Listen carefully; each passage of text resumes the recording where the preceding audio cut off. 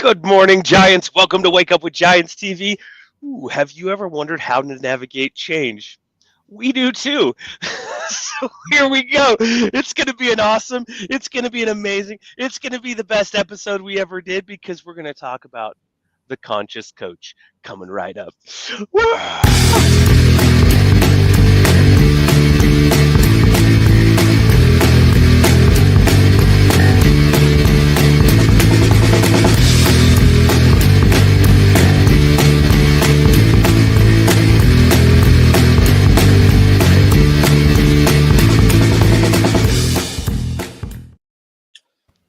Good morning, Giants. Welcome to Wake Up with Giants TV. I'm Ryan Morris, co-creator of Wake Up with Giants TV, a tribe of giants and 12 journeys coaching, and wrote in a book called A Journey of Riches. It's all about kindness. So if you can look at that, that's on Amazon. And I'm here with Nicholas T. Smith. I had to reach over to grab my book because it tipped over. He wrote The Giants and the Smalls and is the co-creator of Wake Up with Giants TV, a tribe of giants, 12 journeys coaching, a tortoise's hair, and about 53,000 other books and works. He's always creating, which is what attracted me to Mr. Nicholas T. Smith in the beginning. Besides my good looks. Besides his, of course. that was the main attraction there. So the attractive personality. He is, yes, yep. And tell us, Nick, what's happening? What's the latest? What's the greatest? I know that we're working on filling a Sum Gigante group. That means I am giant in Latin. It is, yeah. So our Sum Gigante group, you can see it at my12journeys.com. I think I've said this the last 3 weeks in a row. I've been doing the market research on this program to really make it impactful and powerful. And one of the things that people have really fallen in love with around the 12 journeys is the story of the giants and the smalls, the metaphor. And so one suggestion that came out of that was to create a character for each of the 12 journeys in metaphor form and have that be part of our training program. And so I did that. I recreated 12 new stories that are exclusive to Sum Gigante, where you can experience each of the 12 journeys through these new characters and their interaction with Rit. So in the book, at the end of it, it says he had many adventures and became a giant among giants. That's what you're going to see in these stories.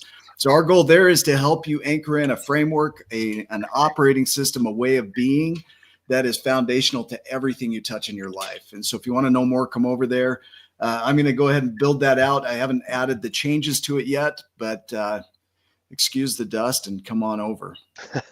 It's under construction, right? Yep. Wear a hard hat. It'll be a great journey. I love it. That's awesome. We're in those. I remember when we were putting those together, and the person that we were putting it together for, and envisioning basically our own journeys and what we went through, and then retracing it backwards and finding those foundational principles. And I know that Nick's put in a ton of time to make it tailor-made for your journey. So follow us, follow Nick Smith, message him if you want to learn about it. You can message either one of us, frankly, and we'll get you some information on that. But I'm excited for today's guest. He's a friend. He's a coach. He's an author. He is a speaker. He is everything amazing. And Nick has a whole bio he's going to read that's going to expound on that. So, Nick, will you read that bio for us? And he's a damn good-looking dude. He's a damn good-looking dude. That is for sure. Cool. So if you've ever felt the call to do meaningful work, to coach with integrity, or to lead a life of impact, then you're in the right place. Today's guest is one of the most powerful voices in the coaching world. Ankush Jain is a life and business coach, published author, podcast host, and global speaker on a mission to raise the consciousness of the planet. He's the founder of the AJC Coaching Career School and the powerful men's Immersions, transformative programs that are reshaping what it means to be a coach. What's truly fascinating is Ankush has clients flying in from all over the world to work with him, and often there's a waiting list just to get a seat. So we're about to dive deep into his journey, his philosophy, and how he's leading a conscious coaching revolution. So please help me welcome to the show the one and only Ankush Jain. Yeah. Thank you for having me here, dudes, I should say. It's great to be here. It's good to have you here, man. Our goal with this show is to really highlight the growth journey. So in the 12 journeys, I'll give some context here and then we'll play. In the context of the 12 journeys, these first 6 journeys are the inner world. And we've had you on the show before around the inner work and how people elevate themselves enough to start creating the impact in the world that they want to make. And then the growth journeys are all about playing with uncertainty, abundance, vision, surrender, nurture, and ultimately your impact in the world, the unique ripple that each of us gets to make. So we're going to focus on that for this show, is that growing portion of taking the internal and bringing it into the external, taking the ethereal to the material. And so we will touch on the roots as we go through, but I'm going to launch us here on the journey of uncertainty. And the reason for that is because everything is uncertain. And we pretend like we know what's going to happen next. Maybe you've got a different view on that. And we don't even know what's going on in the next room, right? And so I would love to hear your views on uncertainty. What is it to you? What does it open up for you? And how do you approach it? Yeah, well, first of all, let me just say this. It's great to be back on the show. I think I mentioned this last time I was on the show. I actually love the book, The Giants and the Smalls, and I was gifted a copy by my coach, Steve Hardison, and my son is now 5. I can't remember how old he was when we last were doing this show. He might have been even 3. But I even read it to him recently. And it's funny, he one day when he's older, he might see this. When he was 3, I had to skip some of the words. It was, just kind of on the fly do it. And actually, as he's got older, I'm speaking more and more of the book. Yeah. So it's really interesting. I'm just thinking about the book in terms of, what you guys are talking about and the journeys, and the journey that the main character takes, through that book. And specifically with uncertainty, you're right. It's something that we all have. And for me, it's like, in an uncertain world, what is there that we can be certain of? Right? Because it's similar to change. The one thing that we can almost guarantee is things are going to be different. Like, nothing in nature stays static. It changes, it grows, it dies. That's the nature of nature. That's the nature of life. And so in our lives, we don't know what's going to come next. You're right. And I think there's a way that we can cultivate who we are in the world that can help us navigate when uncertain things come along. So I know in your book, these are kind of highlighted, or some of the teachings are highlighted about, I'm just thinking about the story in the book where they eat this big feast and then they go and work in the garden. And it was like, well, you can create whatever it is you want to create. You live in abundance and you work, right? And so that's a way of being. That's a kind of mindset to have, that if you can live in a certain world and different things can happen, the economy can crash, or you could lose your job, or your market changes for your business. But if you've got that work ethic and you know that you live in abundance and you operate from that, it gives you the ability to handle things that are uncertain, which, by the way, everyone's dealing with. And so what's interesting to me is, like, let's say you go into a recession, and some people I saw this Tony Robbins advert or something on YouTube. Hey, everyone, we're going to go into recession now. Terrible Tony Robbins impression. And it's always... all I heard was him. I was like, man, you do. Right. And it's like, but he's been saying the same thing for like 20 years, right? Like, and the same adverts. And to me, it's like, that can be a good thing. And I remember, I never met him, but there was a kind of an uncle in our family who was very, very successful before he passed away. He passed away very young. And people tell stories about him. He was a very successful businessman. And he used to say, there's no such, he goes, it's great. What did he say? There's nothing like a good recession, something like that. There's nothing like a good recession where everyone was like complaining, oh, the economy's down, recession, and this guy was super successful. He goes, no, it's really good because he gets rid of all the kind of low level competitors, right? Like people who aren't really operating and delivering quality. A recession will clear all of that out. Or it helps you And it think goes, in a new way to adapt to that type of hardship or thing that comes into your life. You have to get more efficient. You have to look for new opportunities. It kind of gives you like a little shake to go, oh, okay, that's not as certain as I thought it was. What do I do? We get a little yeah, bit comfortable, I think, and we get, I don't know if it's laziness, but I think it's more of a comfort in just doing whatever we're doing in life. And then when something disrupts that, there's, things can come in like fear and doubt and worry and all the things that uncertainty can bring. But like you were talking about, if you know who you are and you've got good work ethic and you've got some positive habits that you've built up, moving through that is much easier. Is that accurate? yeah, and there's so many examples about this. I mean, like, it seems like it was a lifetime ago, but you look at COVID, it was so interesting to see how different businesses handled COVID and what was massive, massive change, massive, massive uncertainty. And some businesses went to the wall. A lot of businesses went to the wall, unfortunately. And I'm not blaming anyone, but I'm like, it's just interesting to observe how people handle that.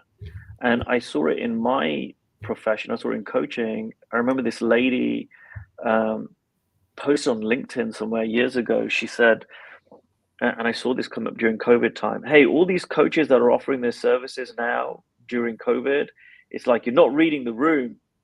I've just refunded 2 clients because people are struggling, so we need to give them their money back. And I was like, wow, that's all a creation, as opposed to what I actually saw was people needed more help during that time. There was so much uncertainty. There was more demand for my services. And it wasn't like, hey, I'm going to go out and I'm going to capitalize on people's pain, right? It was like, people need this service, right?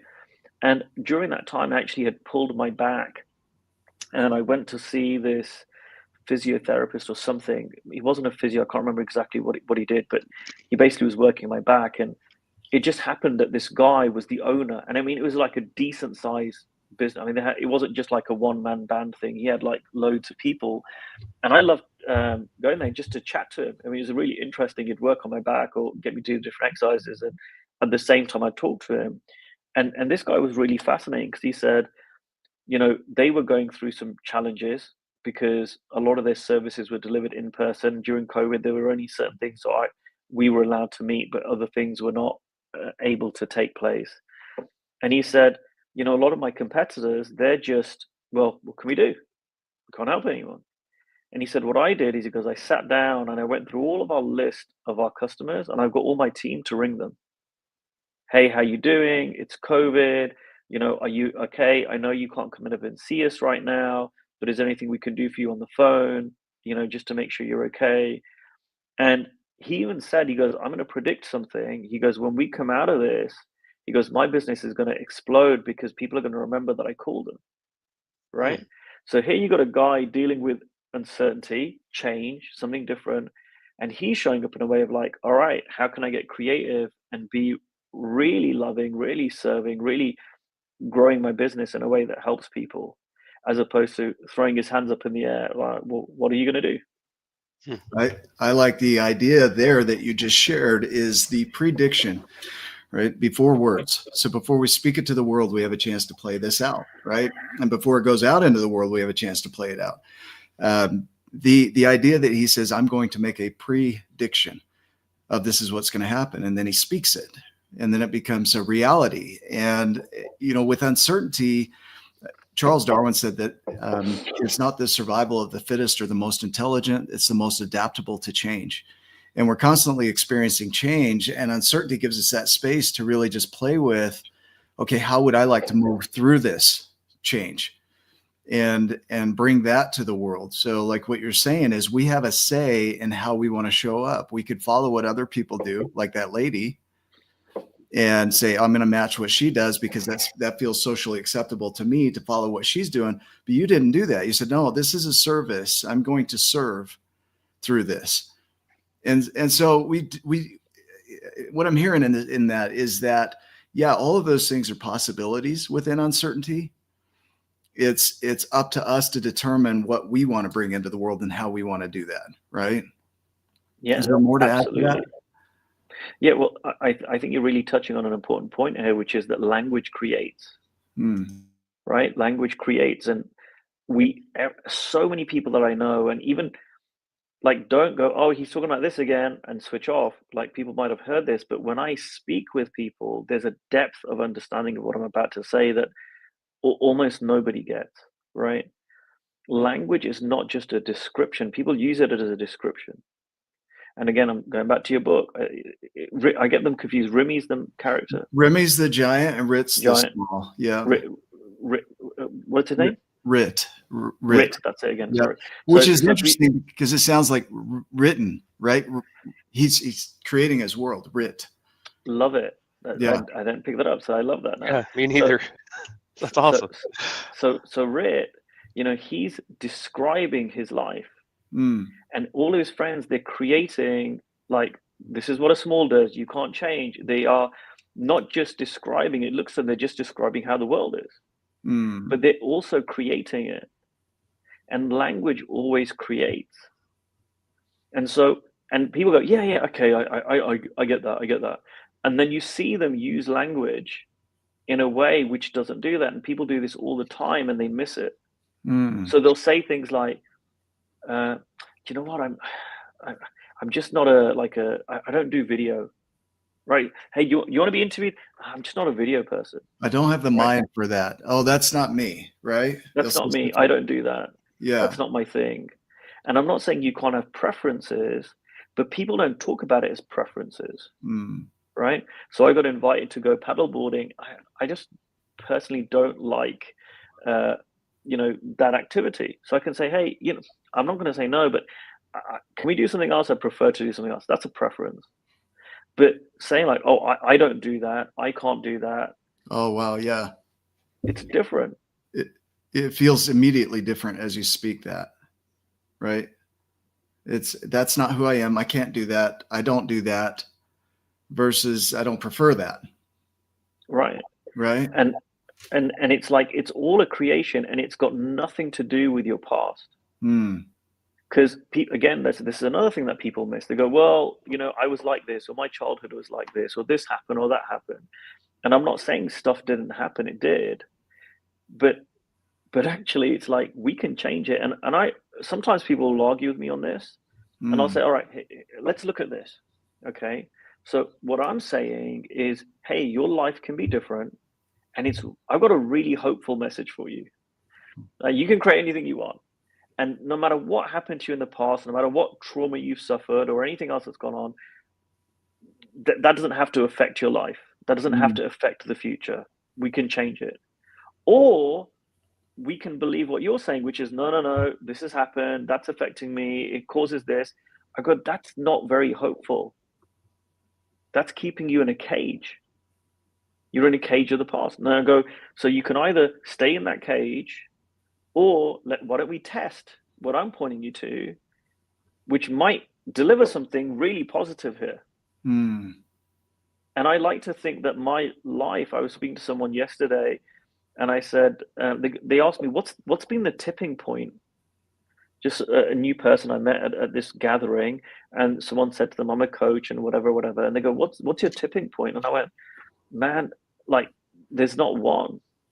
I feel like I'm on my third lifetime of growth here. I said, like who I was when I was a kid to then who I was in my 20s and then all the way into my 30s. I mean, I've been in the personal development world for like 24 years or something now. When I started getting into this, and professionally I've been a coach for 12 and a half years. It's like there's been this constant growing and evolution. It's not like, hey, you live your life, boom, something happens, and then now everything's different. It doesn't work that way. It's a constant creation and recreation over and over again. And you get to see more and more around what you can create and who you can be.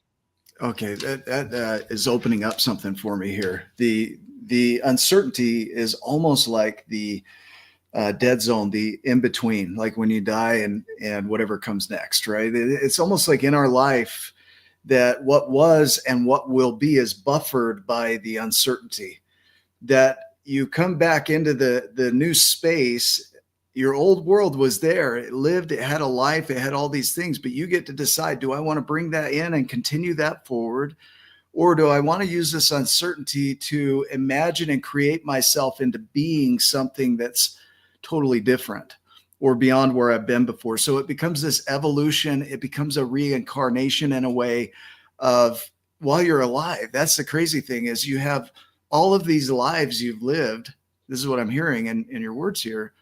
And you'll have plenty more before you move on fully, but those reincarnations are up to you. So when you get into that uncertainty, that space right there, it's like, okay, who do you want to be in this space? You know, and what a powerful view. Am I reading you wrong? Am I hearing you wrong there, Ankush? I think we are all incredibly powerful creators, and we are so incredibly powerful that we can also create the fact that we're not powerful, right? Or the illusion, I should say, that we're not powerful. So anyone that's going around going, well, I can't do this, I can't do that, or I'm at the mercy of the economy or my relationship or my social situation or whatever, that's Yeah. also a creation. It's all created. So interesting. Last night, somebody shared this message with me. Like, This exact message. Crazy. Yeah, they said this. My biggest perceived disability is my inability to see my God-given ability. Is that similar as like perception is your reality? Your perception or your view of things is your reality. So if you want to change your reality, you change your perception. You change what's going on in here, and start pulling forward or pulling in what you want, what you perceive. Is that same type of a It, concept? Because I it, hear that a it lot. I hear ish. perception is reality, right? Yeah, I mean, I've heard that for 20 years, and for me, this is, and maybe it is the same thing, I don't know, but I hear it differently. So for me, perception is reality was kind of like, think more positive, Mm. right? Mm. Whereas for me, what I'm talking about is it's not about, hey, here's a static universe, and now let's think positively about it. It's like, it to me, it's deeper. It's like, no, we are creating that universe. Mm. Right? It's a different level of the ability to change things, the ability to have things be different. It's Mm. not just let's put a positive spin on what's happened, which is not bad. Like it's better to be optimistic than not. But it goes beyond just being optimistic for me. It goes beyond just changing a perception. It's like realizing you are the perceiver, and that perceiver is creating what is perceived. Mm. It's like it's a bigger piece of that. Mm. So um and it's kind of crazy when you think about how powerful that is as a statement, right? Like that blows, even as I'm speaking about it, it blows my mind just to see like no one knows this. No, and I'm like, and by the way, when I say no one knows this, I mean me. Like I'm glimpsing it and I'm scratching a bit more and more and more and seeing it, and I'm always bumping up against, okay, where do I not see this? Where can I see this more? But we all live in that kind of reality in that world, and then there's people who don't. So I considered myself a pretty smart person, and I, especially when I was younger, I was like, I'm really intelligent. And then I'd see all these people who were like had lower IQs than I did, who were way more successful than me in various different parts of their life. Mm. And my intellect didn't like it. Whereas like, but my intellect is right. And I was like, well, why is that? Why is that? What? And now I realize because it doesn't have that much to do with intellect or IQ. Mm. It's people are going out and they're creating it. So I remember I was working in London. This is before I became a coach, and I met this, and I lived above for a little while. I lived above a bar, which was a really interesting experience. It was like, I remember 2 o'clock in the morning, my whole room was shaking. I'd really not rented a good place, and I did end up really moving deep very sleep, right? Yeah. yeah, not good. So I did move, but I Yeah. remember talking to the barman because I tried to make a good relationship with him, going like, guys, can you turn the music down, whatever. And anyway, so I was talking to this barman, and this barman, was on probably a very low wage, Mm. right? And I was there, and I was on, an okay wage, working in London in a professional job. And he was telling me about what his plan was for life, right? And how he wanted to make, X thousand pounds. And I'm like thinking, this guy's so much less qualified than me, Mm. but he had like, okay, if I do this and I buy this, I'm going to save up this much money. I'm going to buy this business. That business can make me this. That can turn into this. And I'm like, this guy's going to end up making more money than me, because it wasn't just he was perceiving things differently, although you could say that, but he was creating that. Mm. And we do this all the time.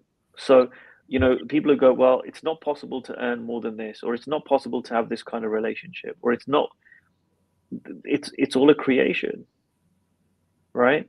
Yeah. And I mean, you talk about uncertainty. I mean, one of the most uncertain things people get into is a marriage, Yeah. right? Yeah. You're committing to someone, typically when you're late 20s or early 30s, Or 50s. for the right. But for most people, their first marriage is whatever. Right. And let's say the average lifespan is like 80 something years old, right? So people are committing now, whether they do or they don't end up there is different, but they're making a commitment. They're basically making a 50, 60-year commitment. Mm-hmm. Yeah. Right? At a youngish age, right? Which sounds like, when you think about it, it sounds pretty terrifying in some ways. But and I remember someone who was kind of against the institution of marriage was saying, like, how can people do that? It doesn't make any sense. And for me, again, it comes back to this thing around uncertainty. Well, what can you commit to? Mm. And when you go back to it in every different faith, every religion, or whatever, people tend to make vows when they get married. And it's through that uncertainty. If you really think about it, that's a creation. Yeah. That's using language to create, say, hey, for the next 50, 60 years of my life, No big or deal. whatever, if it's 10, 20, Yeah. I'm going to be this. Ooh. And I'm going to commit to this. Yeah. And everything else can change, but I can commit to this. Wow. Wow, that just landed. And that's all a creation. What you're committing to is a creation. I'm going to move to the next journey here, for time, and continue adding into this. But I feel like the uncertainty is so vital, because it's how you see what comes next. And now when you look at how you see it and everything, we always say in our training, Margaret Drabble says that when nothing is sure, everything is possible.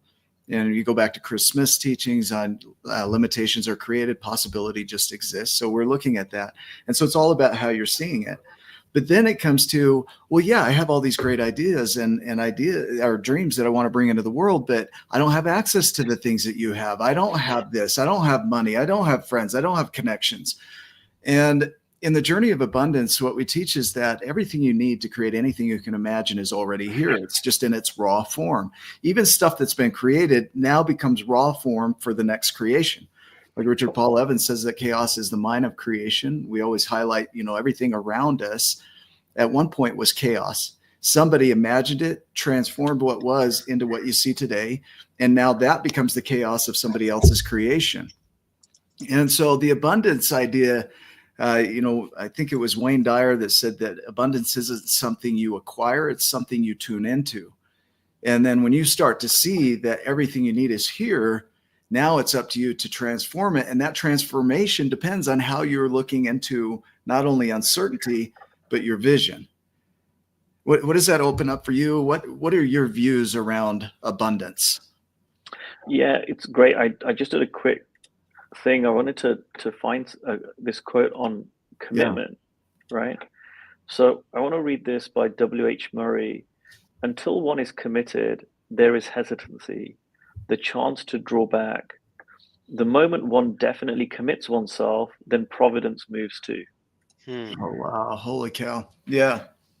Right. And it's so important for, it's like exactly what you guys said. We live in a time where so many barriers to, industries, to creation, whatever, they're coming down, Right. like more and more and more.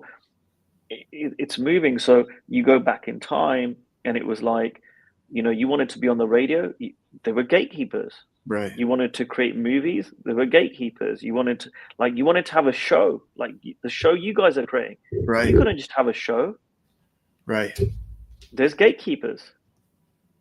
And what happened was we had the internet, then we had Internet 2.0, you had YouTube come out, you had all this stuff. You want to get a song out, you can put it out on Spotify like that.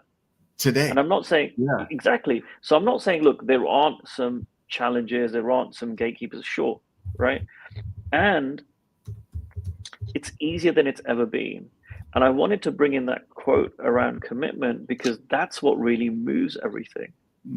See, when you get committed to whatever it is that you want to do, and I found this through experience, right? And I had some of the same thinking that Rit had at the beginning of the book, and what some people might have, which is like, I don't have connections, I don't have money, I don't have the next big business idea. I remember in my 20s always thinking about this. Every great business has already been done. Yeah. There's nothing new. The best time was 10 years ago. His questions, right? Who am I? Who are you to do this? Why do you think you can be a giant? You know, like they're not questions where you feel like that. You Yeah. feel like defeated and small and doubtful. Yeah. For sure. And for me in the book, it's like, when he asks Remy, how do I become a giant? He's like, hey, that's a big question, right? You sure? Yeah. And he's like, and he commits. Yeah. And as soon as he commits, and I'm not saying it's easy, but to me, that's the tipping point. Yeah. And so it's the same thing here, like in terms of abundance. It's like, we'll come back to uncertainty. Do we know that we live in abundance? So, oh my God, I don't know. Okay, we don't know. Well, can you commit to going out and creating as if you do live in abundance? And then see what happens? And then watch it unfold, right? And I say this to people all the time. People look at me and they go, wow, you're so confident and you're creating this and you're creating that. And my journey's like been incredible, especially in recent years. It's just really gone exponential. And I tell people, hey, you want to know what happens behind the scenes? I was terrified. I was scared. I was like questioning, like all that happens. And I don't need to do anything about it. Because like I was speaking to a client before this conversation, and he was talking about his doubts or fear or whatever about something, and he was coming from, well, I need to let that settle down before I take action. And I just cut him off and I went, no, you don't. That's a creation. That you don't. Wow. For me, when you said that out, opened up like so much for me. Like I've had that, I've done it. I've had clients of mine say that same thing. I'm like, oh, well, we can work on those things, blah, blah, blah. But now I'm just like, wait, that's a creation. No, we don't. No, you don't.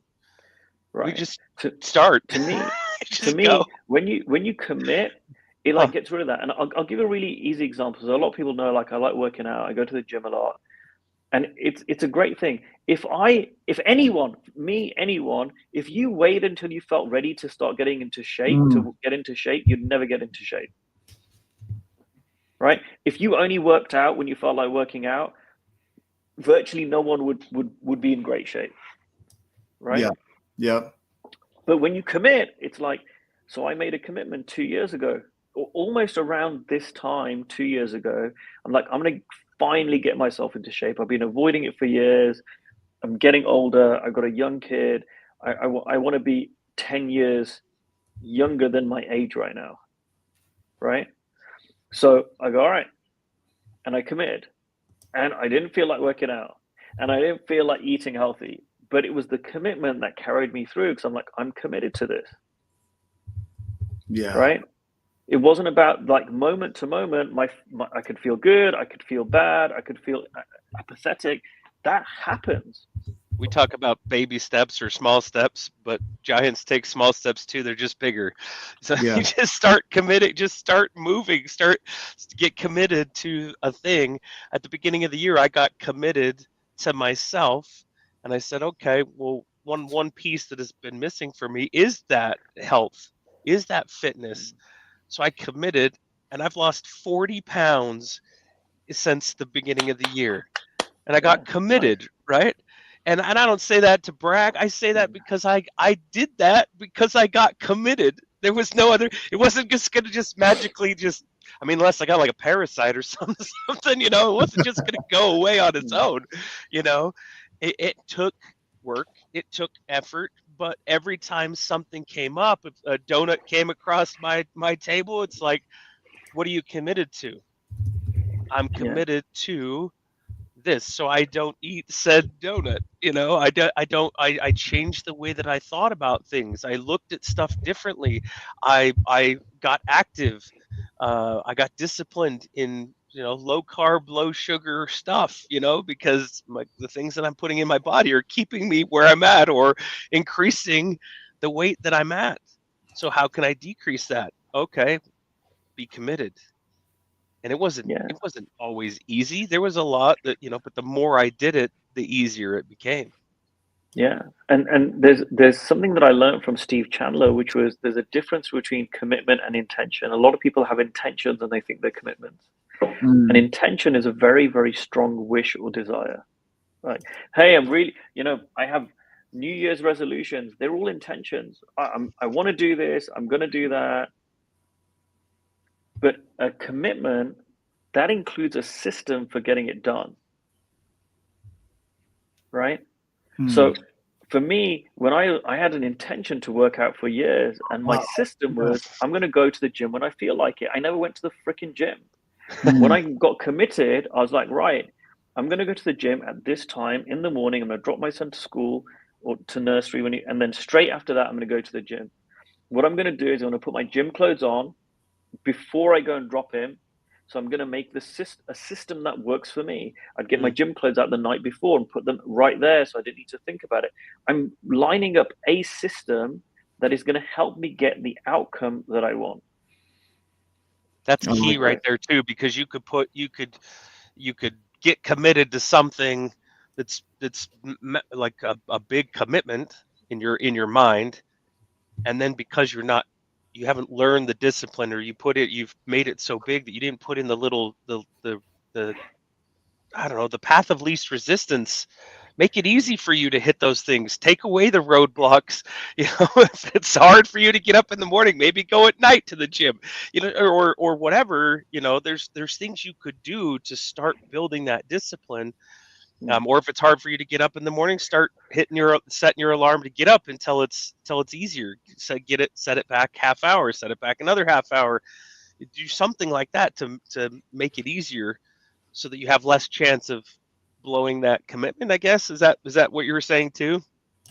Well, I'm saying that if it really is a commitment, you will You'll find find a way. for you the system that works. Mm. So Mm. it's not about getting the right system because the system that works for Nick might not work for Ryan, and the one that works for Ryan might not work for me.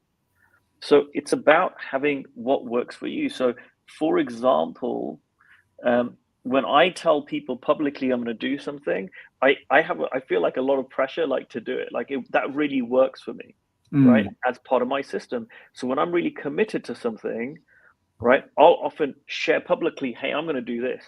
And I tell loads of people because the more people I tell, it's like, man, Right? I got to do it now, right? Like you're like walking past them if you haven't done it, you know. Right. So now other people, that doesn't do anything for them. They can go and tell everyone, yeah, I'm going to do this. That is not a great system for them. It doesn't really do anything, Mm.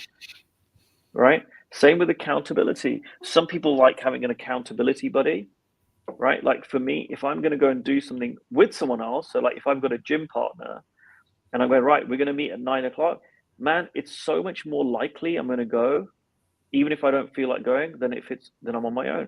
That's not right. It's not wrong. It's just a system that works for me. For Yeah. someone else, it makes no difference. They couldn't care less, Right. right? Your So buddy shows up at the gym, they're like, Sorry. Sorry, I just didn't feel like coming today. Yeah. Right.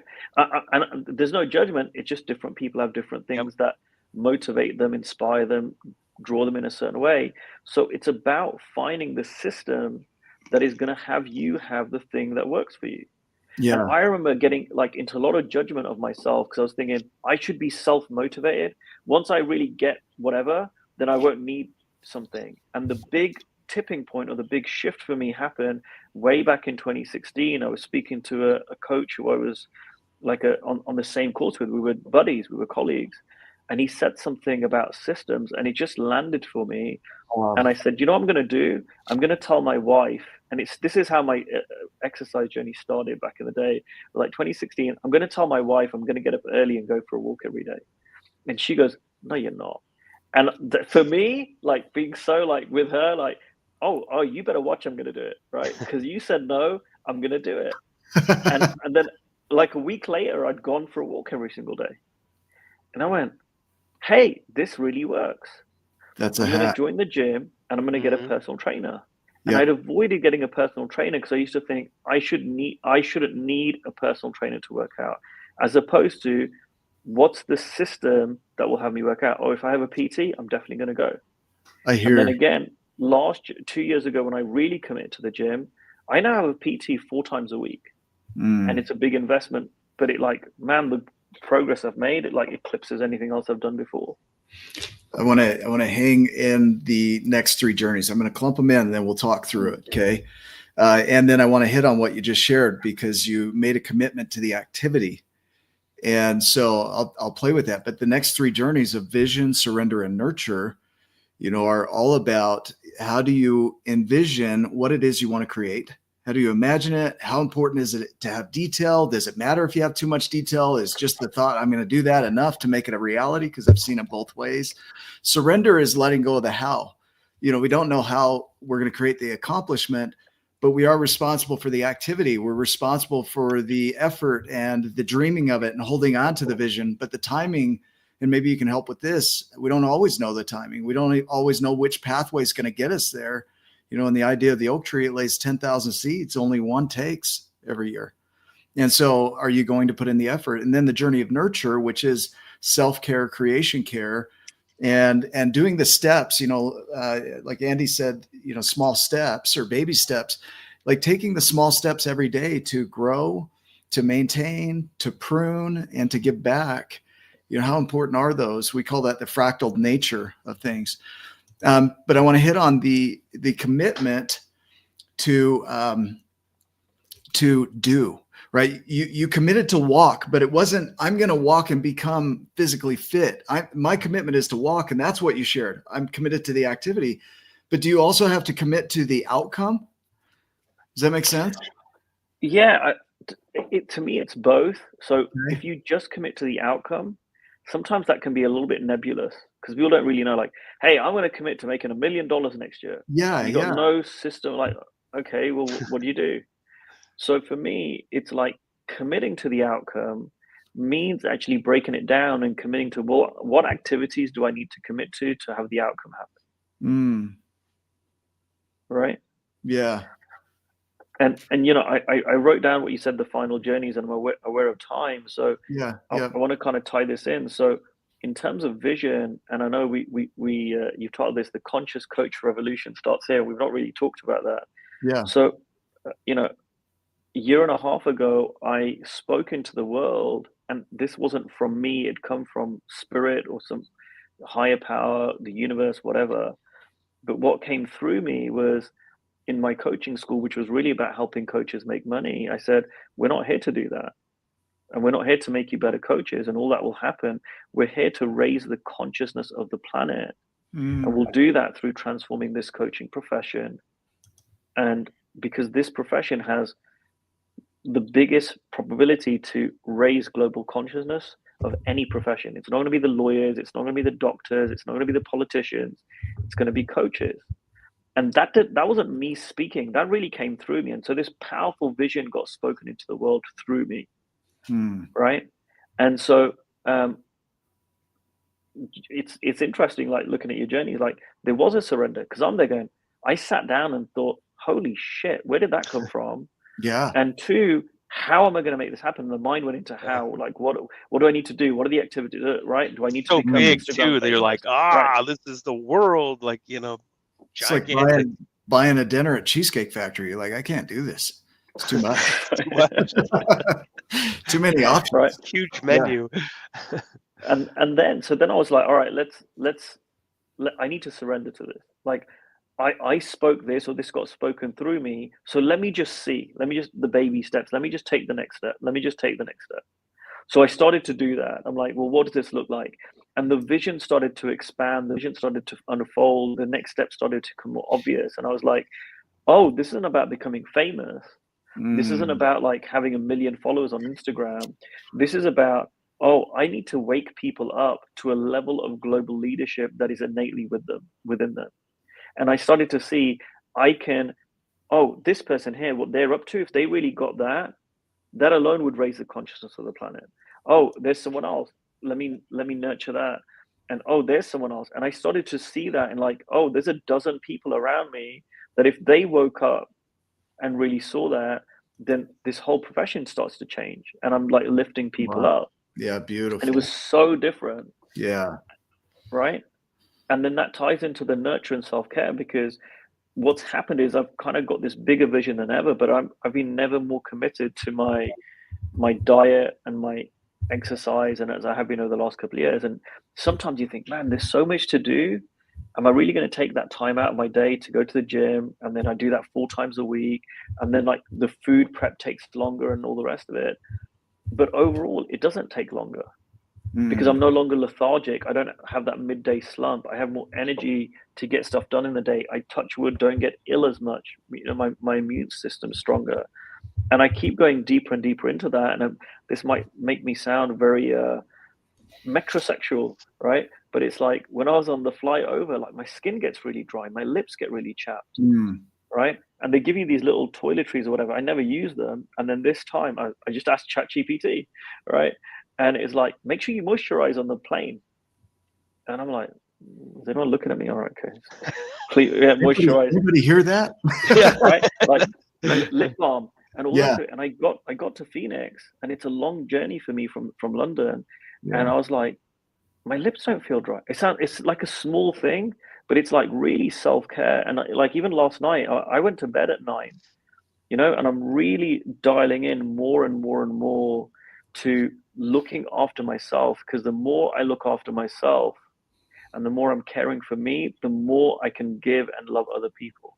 If I can't start that with me, how am I going to do that with anyone else? We put the responsibility of our peace on other people, and that's not their job, but if they can understand what affects your peace, you can work together on that, but it's still not their responsibility. It's yours, right?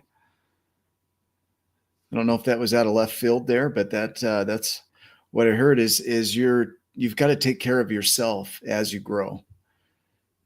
Yeah, that's been my journey for sure. Yeah. Right. And thank you, Chris Morrison. I saw what he wrote about. Lovely acknowledgement. Thank you. I appreciate that. Yeah, it's 100%. And I think I was going to say this is true for men, but actually it's true for women too. It's like, I think we can be so bad, and especially those in the helping profession. If you've got a job where or a career or business where it's a really kind of like a service-based thing, it's really easy and tempting to put everyone else first. And it's like a transition to start learning, I think, more and more to love you, to look after you, to care for you, right? Because then you've got more, like I said, you've got more to give. And I think there's a direct correlation with that. So, I talk about being, a lot of people talk about being. So I ask myself, who do I need to be to raise global consciousness? Who do I need to be to raise people up to a level of global leadership? Who do I need to be to inspire people beyond anything they've been inspired by? And I realize, kind of counterintuitively, I need to love myself in a way I've never loved myself. Yeah, I need to be the most loving me I am to me. Because the old me, the way I used to be, which was very self-critical and self-judgment, like, wow, why do you do that? Like, even today, I mistimed this interview, and there's like 3 different time zones in my head going on, right? And I'm like, oh, it's midday, and I didn't realize it's midday Eastern, right? Even though it was in my calendar. And so I'm showing up to this call, and I'm like, I'm really cool. And I know it wouldn't have been so long ago, I'd have been full of self-judgment. You idiot. How come you got the time zone wrong? They messaged you a dozen times. How did you miss that? And it would have been a worse interview. It doesn't serve you, and it doesn't serve me to fall in judgment. Can I learn from that? Absolutely, yes. All right, what system can I put in place? What can I learn from this? How can I make sure this doesn't happen again? Great. I'm not knocking that. But the judgment piece, that doesn't help anyone. Yeah. So let's hit on this, because you talked about the impact. So I want to pull in the legacy journey, which is our final journey. It wraps everything together. It's the fruit. So when you look at our logo, we have the roots, the 6 root journeys, the 5 growth journeys, and then the fruit. And there's 1 fruit on there. And we all have gifts. They're unique. They're specific to us. And there's a distinction between legacy, which is Latin for a gift by will, legatia. And then you have purpose, which is to move forward, to pause. And then you have your gifts, right? And so the idea there is that, your purposes, you're going to have infinite purposes. You're just going to go from one to the next, like rest stops on the journey. The legacy is your ultimate gift that you're going to leave with the world. Steve Chandler, I like how he put it, is why wait till you're dead? Start doing that now, right?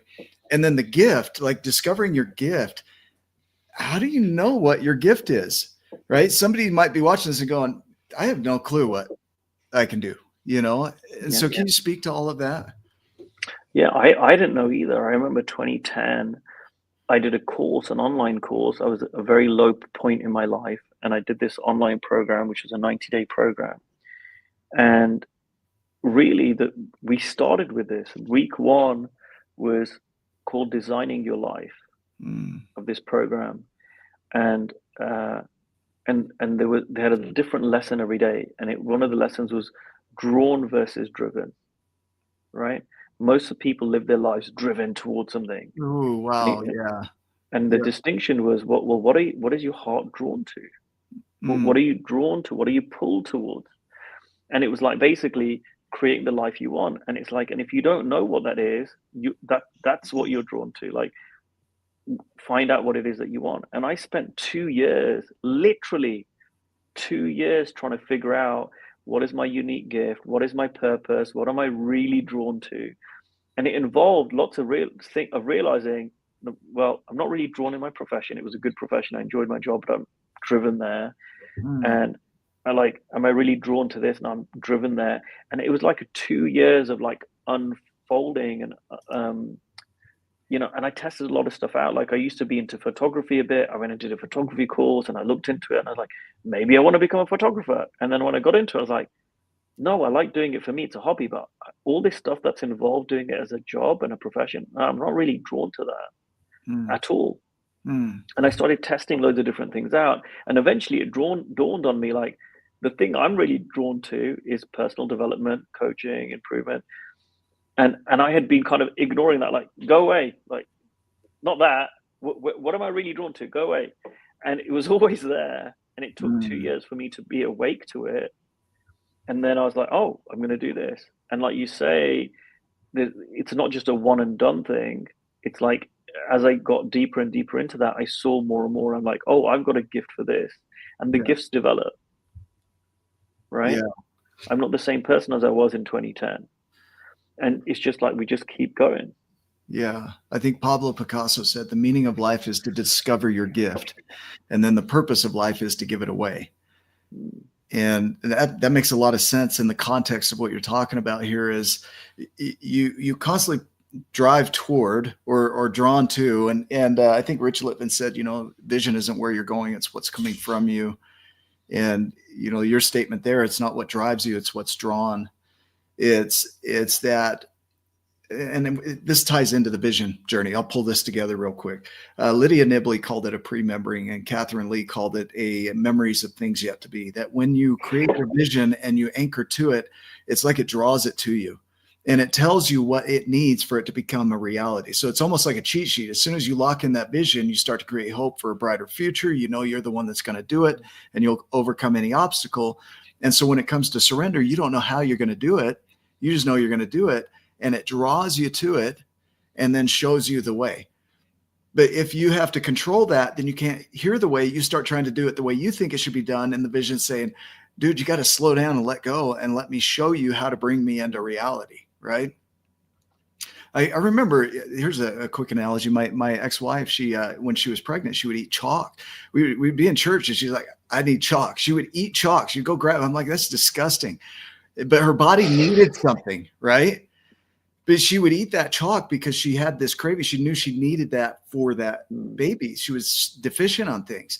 And so the body was telling her what it needed for that baby to become a reality.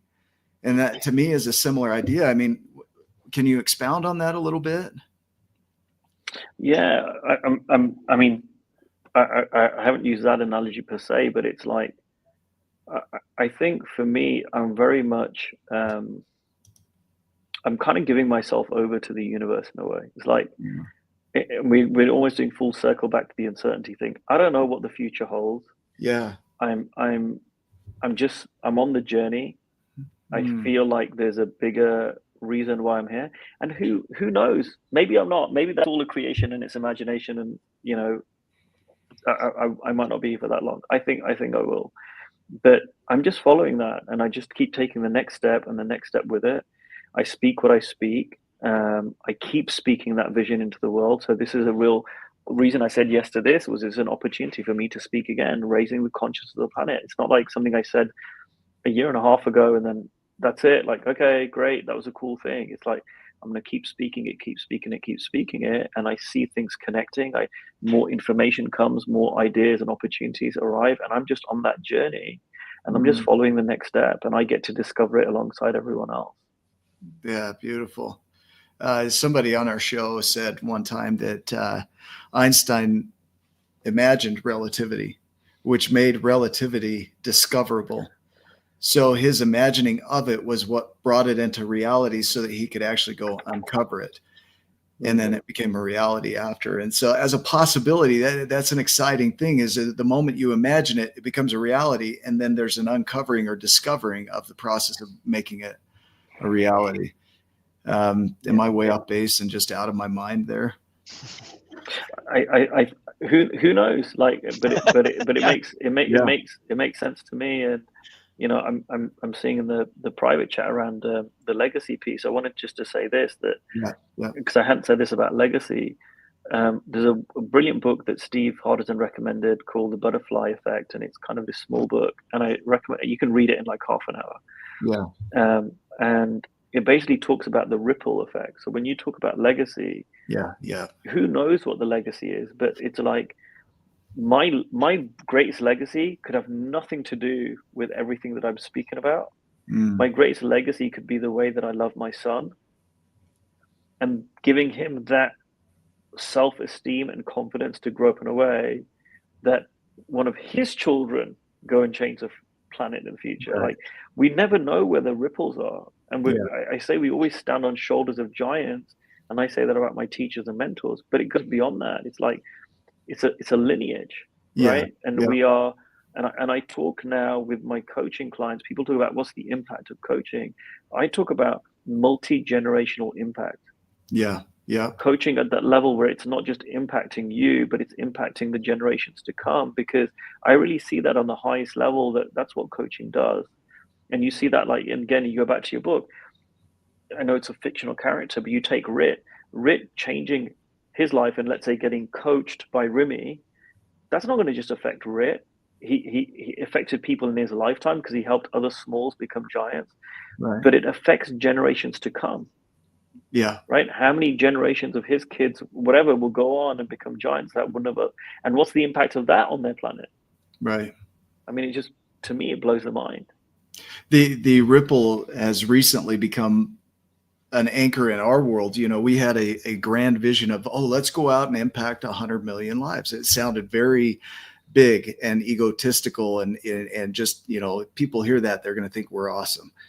And there was this realization that that's not at all what this is about.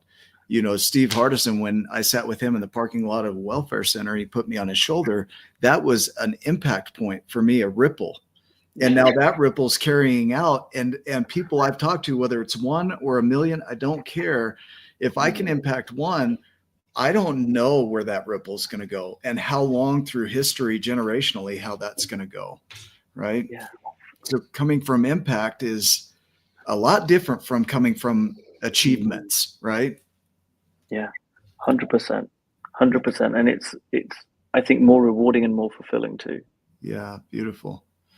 Ryan, thoughts from you as we wrap up here? It's interesting is, all of this stuff, I'm learning how to implement it more fully into my life. Today has been eye-opening again and given me a new perspective. You've put me on your shoulder, and you put all of us on your shoulder, Ankush, and you've stood up.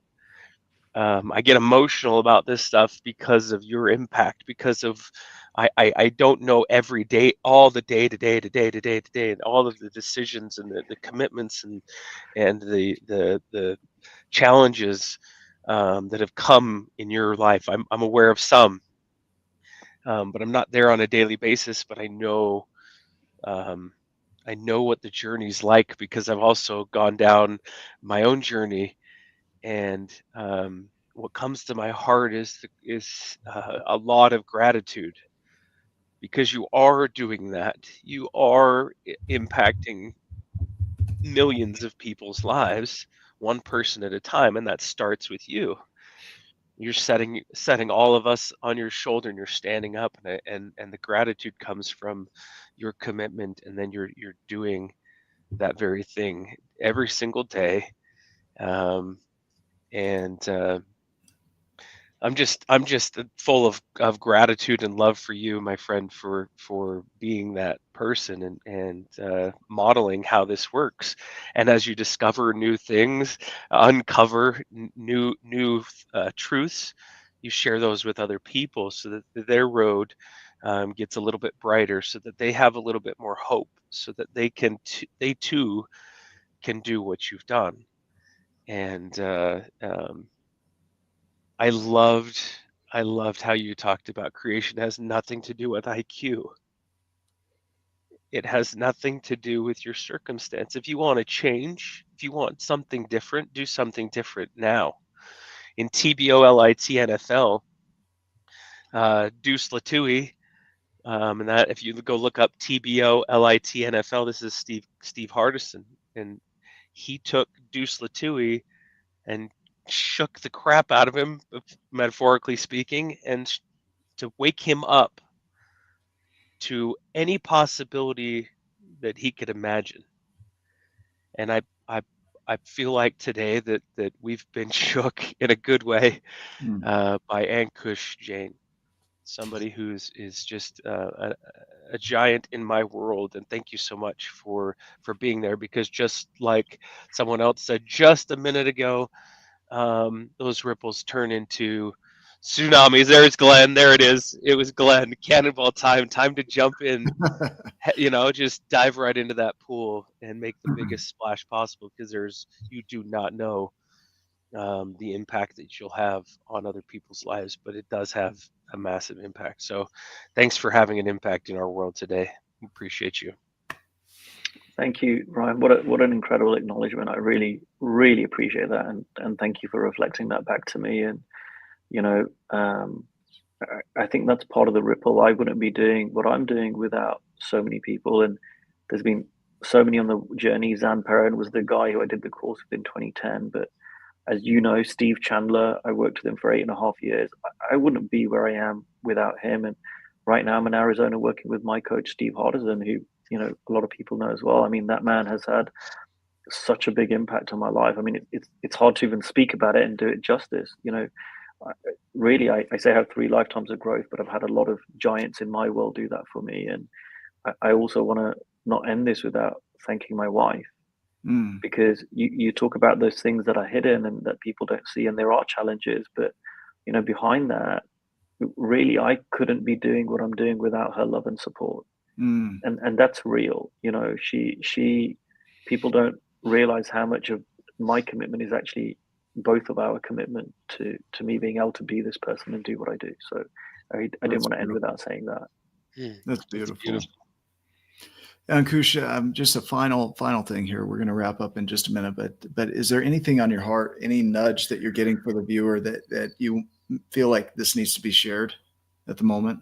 Any wrap up here?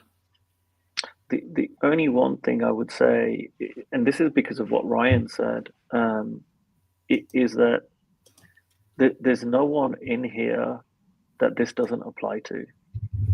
And maybe the only thing you take from this conversation is, hey, this applies to you too. Everything applies to you.